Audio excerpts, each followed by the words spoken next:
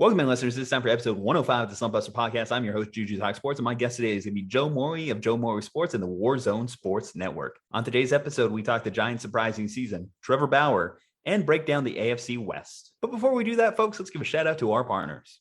Caveman Coffee Co. Caveman is a fantastic single source, single origin goodness from a company with impeccable taste and ethics.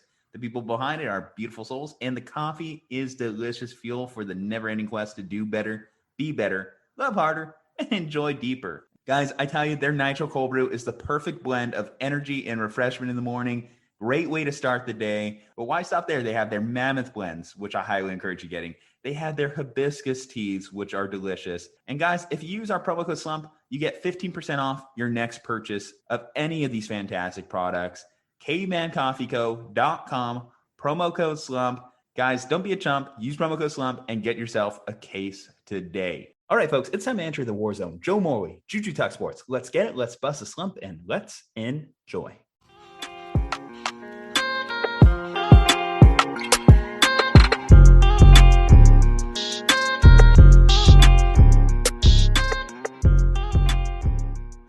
Welcome in, Slumpbusters. It's time for episode 105, and I am feeling alive. I don't know if I can say the same about our guest, though, as he's going on his third podcast of the day. A real trooper. I got to say, Joe, how you feeling going into this? Oh, I'm excited. I'm ready to go. Like I said, pump me up with coffee, pump me up some monsters. I'm ready. Go. We'll just get the needle from like Pulp Fiction, just jam it in your chest and get some adrenaline running through you.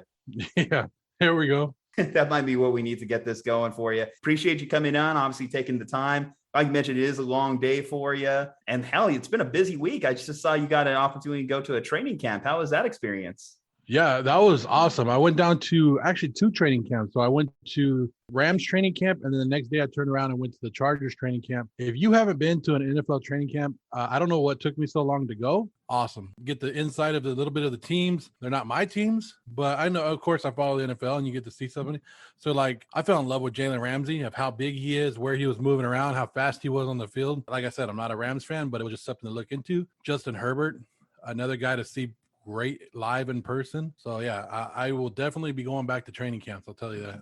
Being these close to these gigantic human beings, you mentioned Jalen Ramsey's size kind of threw you for a loop. Who was like the most imposing guy that you just couldn't miss when you saw him on the field? No, that was him. That was Jalen Ramsey. That was Jalen Ramsey. So it just completely took your eyes like, holy crap, this guy's a huge dude, a lot bigger than I was expecting. I couldn't watch anything else but Jalen Ramsey at Rams practice. Chargers was a little bit different because they were a little farther away from us when they were scrimmaging. But of course, Derwin James was standing there. Keenan Allen's route running was something to watch on its own. Like you could see why he's one of the top wide receivers in the league, just his route running alone. Yeah, Jalen Ramsey, I just kept watching at Rams camp. And then Justin Herbert, every time he threw that ball, I had to watch. Like, it was like, whoo, it was a nice ball. I said in your guys' live chat, dude just has a straight up rocket launcher on him. It's amazing that he was able to slip in the draft to where he did, slip past the Dolphins there at 5. And I think that's one of those things that if you're the Dolphins front office, you're looking at and cringing at. They won't come out and say that, but they are. Well, considering that they were already talking potential Tua trade discussions, after his first year, had some Josh Rosen vibes. And then you just see Justin Herbert out there just looking like an absolute superstar. And we'll definitely talk a lot of Herbert on this podcast. That definitely made them have an instant regret in their decision-making processes there. I agree with you. I'm not a big Tua fan, but we don't need to get into that right now. Speaking of your fanhoods, though, speaking of your biases, last time we were on, probably didn't expect the MLB season to go quite as it has to this point. These guys right here, these San Francisco Giants leading Major League Baseball in wins. I guess I made the smart decision in burning my bad luck hat. And hey, it's worked out for us this year. But you guys, though, have just been loading up, though, at the deadline, making that Max Scherzer trade, the Trey Turner trade. How has that really affected your lineup in the last couple of weeks? Trey Turner is a beast. We all know what Max Scherzer is, and he's towards the end of his career, and we expect him to be good. but not great like he was. But when they threw Trey Turner in that trade, I was like, whoo, that was the guy I was more excited about. And not only do we get him the rest of this year, they get him next year as well. And he makes a big difference. The Dodgers have been missing somebody. Yes, they had Mookie Betts, but Mookie Betts isn't a Trey Turner kind of speed. Mookie Betts is different, but I take Trey Turner at the top of my lineup with Mookie Betts batting behind him or third, and it makes our lineup a lot better. Like this guy's going from first to home in no time on little infield hits hits, and you're like, whoo. And I don't know if you saw the slide that he made. They made memes about that slide now, where he just sliding in and like popping up like it's casual. They did sign Cole Hamels, but just came out right now that he's out for the rest of the season. He didn't even pitch one time for the Dodgers. He's already out for the season. So don't worry about Cole Hamels coming in if you're expecting that. But the Giants just don't lose, man. They don't miss. What's that thing that you just don't miss? The Dodgers just swept the Mets, and we're still 4 games back. What the hell? Yeah, just Farhan Zaidi, what he's been able to do and just picking up these guys on bargain deals, entire pitching staff, Kevin Gausman, Discofani, Alex Wood, 1-year deals, and they are just been amazing lights out production from those guys. How they're getting Logan Webb in the last couple months, since coming off the IL, he's had a 1.7 something ERA. And yeah, they just had that right mix of ingredients. It has that very magical Giants vibes that I got when they had those championship runs in the early 2010s. With that said, I still look at your guys' roster and it just is still imposing. And then when they added Trey Turner, yes, that was the biggest thing that really threw me off in that whole exchange there. When I saw Max Scherzer in the deal, wow, but get Trey Turner in there. I thought they were going to go quiet into the deadline. Danny Duffy, I thought their big addition. And he, too, you talk about guys, I guess, bad luck. Cole Hamels going instantly on the injured list. Danny Duffy, I just saw got transferred to the 60-day IL as well. But I think ultimately that's just a huge declaration that they don't anticipate Trevor Bauer is going to be back at any point this season. What do you think, Joe, on that one? Trevor Bauer, have we seen him pitch his last game in a Dodger uniform? I want to say yes. I don't want to speculate on anything that's going on because we don't know. But the way it's seeming, it's like Major League Baseball is going to keep him out as long as possible. I know he has like court dates or whatever this month. Then there's that rumor that came out that the Dodgers players don't even want him back. I would say there's like a 25% chance that we actually see him pitch for the Dodgers again this year. I'm not looking forward to it. I think the Dodgers themselves, when they went out and got Scherzer, they were probably thinking like, yeah, we're not going to see Bauer back this year too. Just the way they made that move. I mean, I would love to see him back because he's a Cy Young Award winning pitcher and he was doing all right. And the Dodgers need pitching right now, especially with Kershaw hurt. Urias is hurt. Like you said, Danny Duffy's hurt. Cole Hamels just went on. He's gone. All these guys are getting hurt. But yeah, he's not coming back. Yeah, the most recent thing that just came out, so there was an allegation that he also had another 2020 disturbance or a woman seeking a temporary restraining order. And I guess that one is still yet to process here in the next couple of days. That going on with the MLB investigation. But yeah, no, I definitely think that situation with them is just definitely them safeguarding their roster. As far as the entirety of the NL West, I think the fact that the Dodgers went out there and acquired Max Scherzer too definitely helps them when it comes to that playoff game, because at the moment, it's looking like the Giants should be able to wrap up the division. You know, not getting a little too overconfident here, but I do like their chances that they literally have to go 24-20 for the rest of the season to win 100 games. And at that point, the division seems like it would be a little bit of a wrap. But that wild card game, you're putting out there the potential of either putting Walker Buehler or Max Scherzer. I think that should safeguard you in the event you have to face the Padres, or hell, even the Padres are starting to slip up a little bit. You're seeing the Reds start to close in on them. The Padres aren't as safe a lock as they were at one point in the season.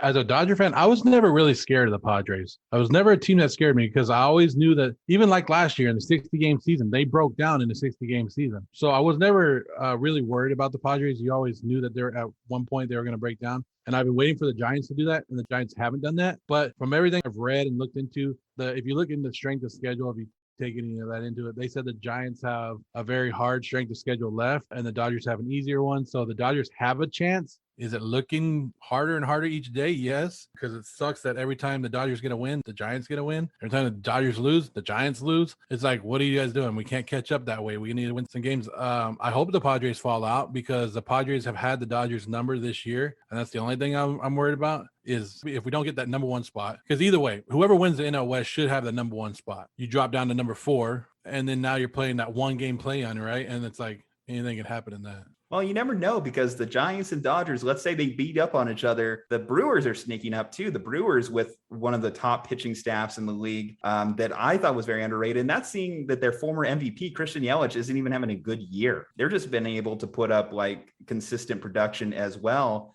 Making a few key acquisitions throughout the year. But the NL West has just been a lot of fun to watch this year, other than the fact that the Diamondbacks exist at the bottom of it. Surprisingly, though, speaking of the Padres' decline, literally no-hit the Padres this past weekend. How about that one? Major league debut for the kid, throws a no-hitter in front of his dad. Where do you go from there? You threw a no-hitter in your major league debut. Like, Just retire. Just be done. You're done. Exactly. For the Diamondbacks, it's going to be a lot of rough years from that point forward. Just move on with your career. You threw a no-hitter in your debut. You're in the record books forever, kid. Retire on top. It's like that Seinfeld episode with Costanza. Walk out on a good joke. That's what I got to learn to do. We'll just leave the room after getting one good punchline. One good dad joke, and I'm out. Yeah, that's it. And be like, all right, I'm out of here, guys. Thank you. All right, man. Well, I know you've been talking a lot of AFC West on a lot of your recent shows, but I'm here to run it back. You're going to do it again because we are going through our division previews, man. We went through the North. We went through the East. We traveled on down South. Now it's time to head on to the West Coast. And starting first, going up from the bottom of the division, we're going to be talking about those Denver Broncos. So last season finished 5-11. Now the Vegas line has them right now at 8.5 wins. We did an Instagram poll, and the Slumpbusters, our fans on Instagram, 75% of them voted for them to hit the under. I have the Denver Broncos finishing as 5-12 this year. Now, I do like their defense. I do like a lot of the additions that they've made along that. I know they had a lot of trouble with their offensive line, but it goes back to that old saying that if you have two quarterbacks, you really have none. And I don't have a lot of faith in either of these two guys, whether it be Teddy Bridgewater or Drew Lock. I have to echo a lot of the sentiment of what your co-host Mike said. I'm not a big Drew Lock guy, but I know I'm not a big Teddy guy either. And I don't think that the Broncos are going to be able to succeed that way with a game manager. Yeah, my co-host Mike is a big Drew Lock hater, and I'm not on that road yet. I think Drew Lock has a lot of potential. They need to pick their quarterback. I don't think either one of them is great. That's going to make that big of a difference. Maybe one or two games here or there. That defense, though, that Bronco defense is what everybody should be excited about. You even saw it in their first preseason game against the Vikings where where Patrick Surtain took one back to the house. He made that one happy, made some people happy there. I think that's what Denver's going to have to go off. If you look at their team on paper, it's actually really good. This whole division, probably one of the best divisions in the NFL if you think about it. But the Denver Broncos on paper have a really good team. Vic Fangio, I've talked about Vic Fangio a couple of times on a couple of programs, and I think he gets a little bit conservative towards the end of the game, like an old school coach does, where he just needs to keep it going. They're bringing back some good offense. Melvin Gordon's already hurt, but it's cool because I'm a big Javonte Williams fan and I love him. And I didn't want to see him go to the Broncos, but he's there. I think he's going to ball out. Courtland Sutton's back for him. I don't know. I like Drew Lock. I'm not as low as him as you are. What'd you say? You gave him 5 wins? I gave him 5 wins, so 5-12 this year. So I'm looking at mine. I gave him 7-10, and I still 4th in the division. I put him at 7-10, 4th in the division. I did have them splitting a lot of the division games. I think I had them splitting with the Raiders. I had them splitting with the Chargers, and that's going to help their record a little bit. But I do think that overall, no matter what you think of Drew Lock, no matter what you think of Teddy Bridgewater, I think the undisputed thing, though, is they have the 4th best quarterback in the division because Derek Carr, say what you want about him, he is consistent, and he did put up statistically one of his best years last season. Justin Herbert, just praised the kid earlier, and we're going to praise him a lot more as this podcast goes on. And then, of course, Patrick Mahomes is looking like a future Hall of Famer. It's hard for me to see the Broncos really rising above, and that just screams mediocrity. That just screams being around that 5 win. Like you said, their high end, maybe 7 wins. Yeah. I could see that being their ceiling, but I could definitely see their floor being about 4 to 5 wins just based off the division around them.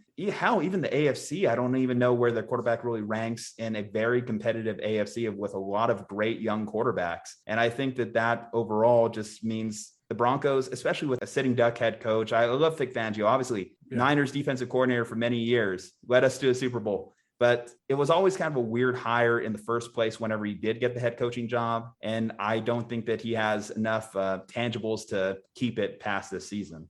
If I remember right, Vic Fangio, Niner fans owe Vic Fangio a lot because if I remember correctly, the Niners were going to hire Adam Gase, but the only thing is they wanted Vic Fangio as the defense coordinator. He said no, or something like that. So, yeah, you guys owe Vic Fangio.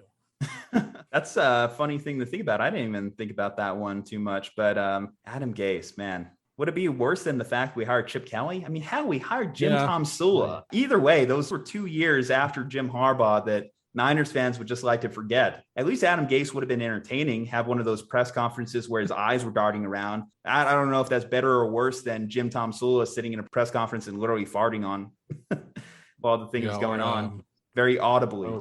Mike Singletary pulling his pants down. I love Mike Singletary. That was one of the greatest coaching rants of all time. You play or not? What am I?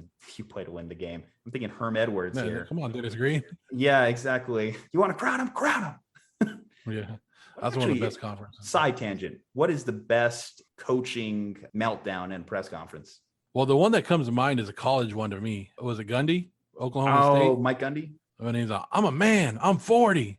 Like he's going off. And then the one I personally seen from my personal team was Bill Callahan after the Raiders went, the season after they went to the Super Bowl, when he goes, they have to be the dumbest team in America, calling his own team. I mean, you lost your team when you call them dumb. So. Well, when you have your star offensive lineman going out and partying in Mexico before the Super Bowl, maybe he was right or onto something with that one. Yeah. All right, on to the next team in the division. So those Los Angeles Chargers that you just got to see live and in person. So last season, they finished 7-9. Vegas has them at a 9.5 betting line, and the Slumpbuster audience on Instagram has them exceeding that at 55% voting for the over. Now, myself, I have these Chargers also with the over. I have them going 11-6. And I think with the additions of Derwin James back to their lineup, hopefully the kid can stay healthy.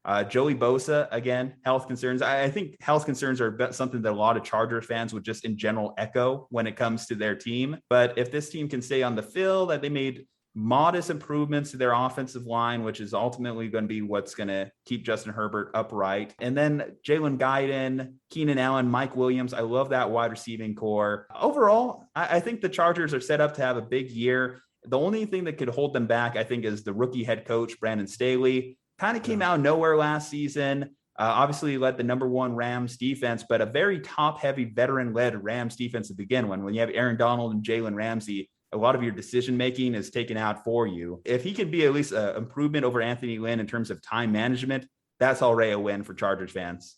I don't want to come off like I'm bashing the Chargers. I think the Chargers are a good team. Like you said, injuries is going to be their main thing, and it's been bothering them at camp. A linebacker, Kenneth Murray, the first-round pick last year, he's been in and out of camp. I just read that Slater, who had a great preseason game, he hurt his back. He sat out of camp. Mike Williams sat out of camp today. Derwin James, of course, you want him on the field, but how long is he going to last?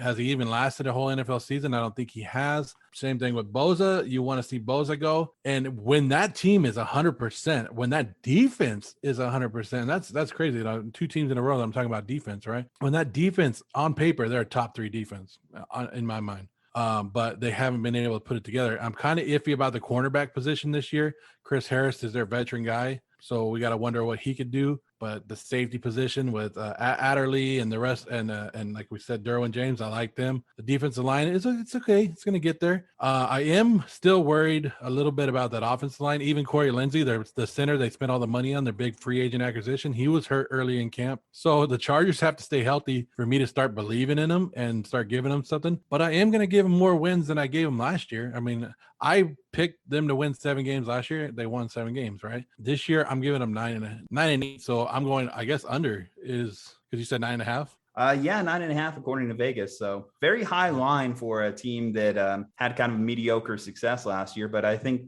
obviously Vegas understands that there's a lot of parity in the NFL, and every now and then there's just a team that comes out of nowhere, and they think the Chargers could be that team. Yeah, they're hyping the Chargers up. And they deserve it. They deserve a lot of hype. For whatever it's worth, and maybe I'm just dumb. It could be that. But I cannot buy Austin Eckler as a 3-down running back at all. I do not see him as a star running back, and that kind of holds me back from this offense. And right now, besides Keenan Allen, Mike Williams needs to stay healthy. If he stays healthy, great. They have Palmer coming up as a wide receiver, but other than that, they need to show some more weapons for this young quarterback. So they have some question marks, but I believe that they are still a good team, and that's why I'm going 9-8 route.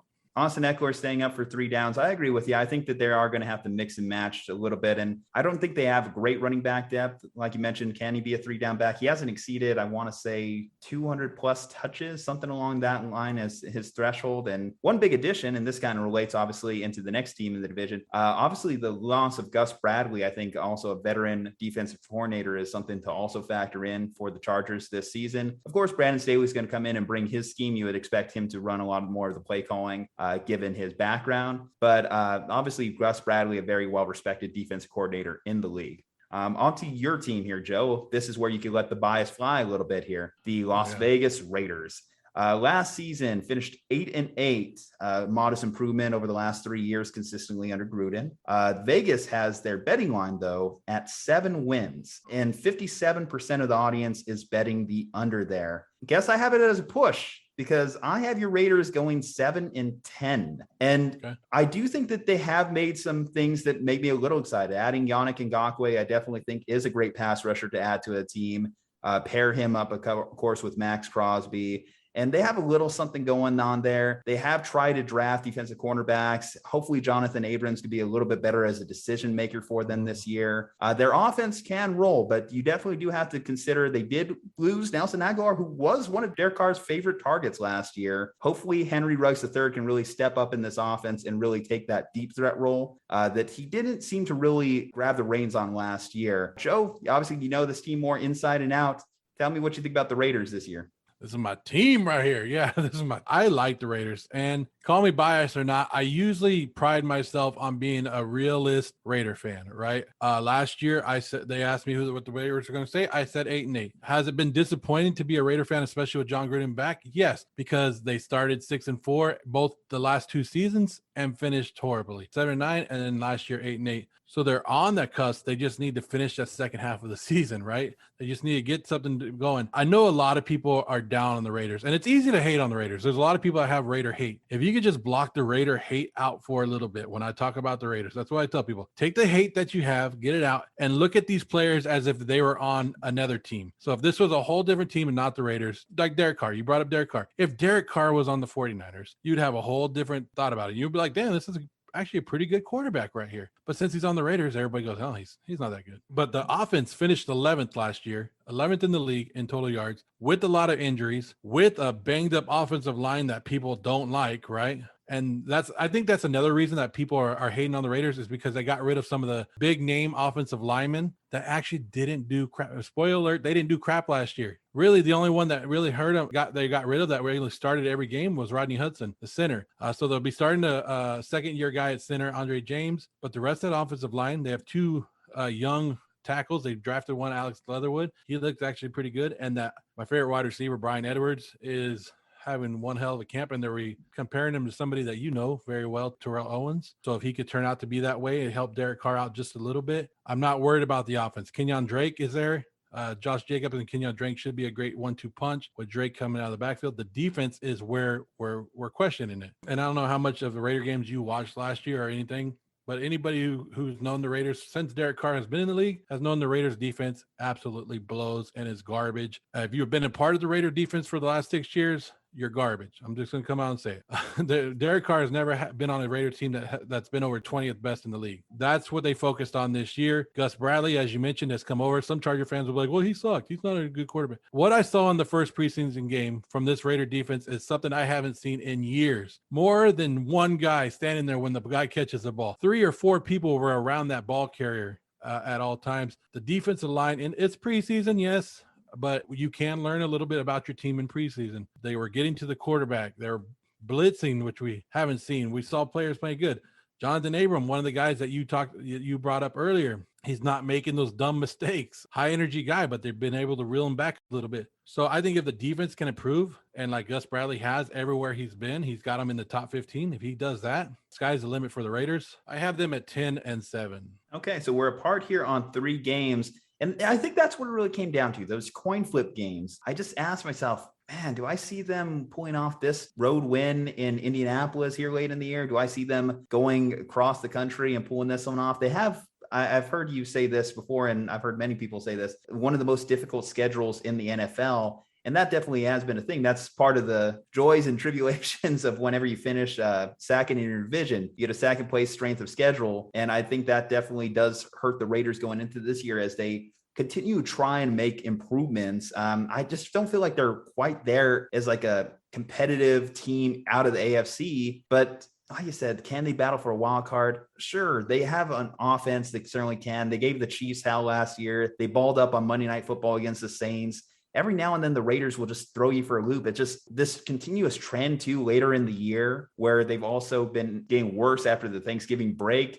I think also worries me. It's because a lot of that falls on Gruden. Obviously, whenever Mark Davis went out there to get him out of retirement, they were expecting this guy to be a top 10 head coach in the league. And I don't know how you feel about it. I don't view him that way. In fact, maybe mid-tier, maybe top 15. I don't know. It's just top 10. Like he's getting paid like it. Everything I've read about him, players still love him. Players still talk all high about him. PFF put him as what, top 5 play caller in the league still? Yeah, PFF but as loves a head him. coach, is there something? I think he's loyal to an extent sometimes, and I think Gus Bradley's actually helping him get through that because he was loyal to Paul Guenther for way too long. He should have got rid of him as a defense coordinator. And Gruden has, for some reason, I don't know, in my opinion, he doesn't like playing the younger players when he should. And I think, and what I'm seeing in camp this year is Gus Bradley's like, no. We're playing these guys. No matter if they're young or old, we're playing them. And one of the names to look out for is Hobbs, the cornerback. He made a big sack on Geno Smith in the preseason game, knocked him out of the game if you guys watched that one. But he could more than likely be the starting cornerback for the Raiders. And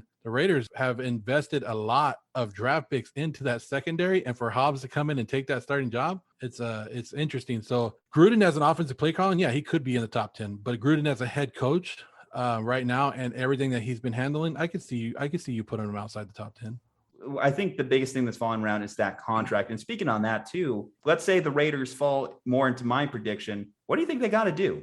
What's next for this team? You got to get them out. I'll be ready to move on. If they have another collapse like they have had the last 2 years, I will be calling for Jon Gruden's head. Yes. I cannot take that again because how can you be sitting there 6-4 or 7-4 1 year and lose the rest of your games? Like, come on. 9 to 10 wins get you in the playoffs. So you're going to say you couldn't win 1 or 2 more games just to get. Raider fans want to get to the playoffs. We don't want you to. You don't have to win a Super Bowl. I would love for you to win a Super Bowl, but can you please get us in the playoffs? Can we please get to a playoff game? Like, that's all I'm asking for right now. Baby steps. But yeah, if Gruden, I would say if he goes 7 wins or less, if he goes 8 and 9 and it was because of injuries or maybe 1 or 2 bad, field goals here and there, I could do it. But 7 wins or less, I'll be calling for his head. Yeah. Okay. On the last team in the division, they've won the AFC the last 2 years. Last season finished at 14-2. Vegas has their line at 12.5, and 79% of people are going with the over on that. And I'm one of them. I have them going 13-4 again. When I just look at, obviously, the elite talent that is Patrick Mahomes, throw in Andy Reid as the play caller. They revamped their offensive line in a big way this offseason, gaining Orlando Brown, Tooney from New England, all these things that just make like a good team, or a great team, even better. It just continuing to add to the riches. Their defense is always still a little suspect, as we saw. Obviously, Tampa Bay ripped them apart in the Super Bowl, but it was just a struggle in that game altogether. I mean, obviously, Patrick Mahomes was running for his life, and Kansas City saw that and said, you know what? Let's fix the one big flaw that we have. And I think they patched that hole. I think that they should be back in the same position they were last year. Yeah, Kansas City's good. I don't know how, like you said, you mentioned strength of schedule and the Raiders have a hard schedule. Have you looked at Kansas City's schedule? Pretty damn easy. Like, I saw one guy say Kansas City's going 17-0.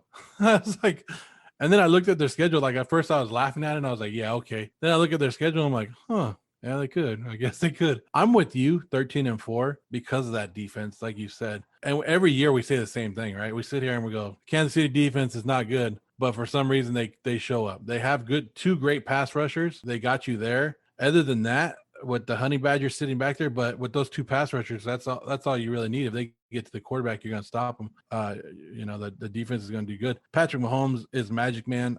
I'm not sold on the offensive line like some people are. Yeah, the right side, they cleared up. The left side is still hurting. But yeah, the Kansas City Chiefs, they're here to stay for a while. I think they're going to be a little bit more balanced this year.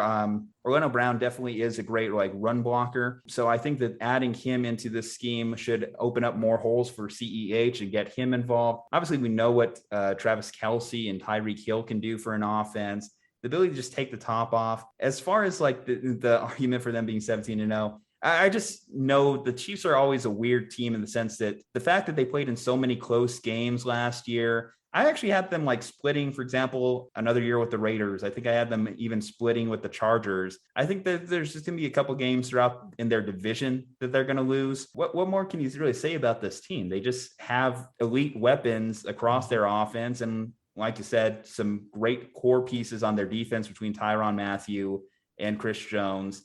It's not like I can see them regressing all the way back to 9-7 or something. Andy Reid, just in general, his level as a head coach, he hasn't been at that level since that last year in Philadelphia.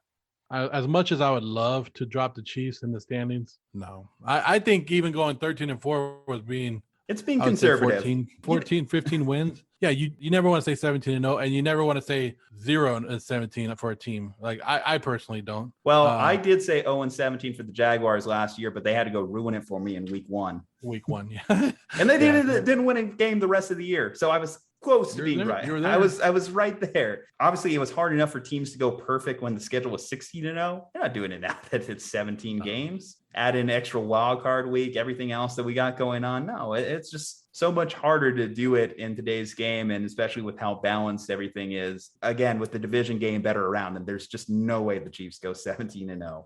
Yeah, I don't think so either. No way. Well, hey, we've gotten a lot of great preseason games here in the last week.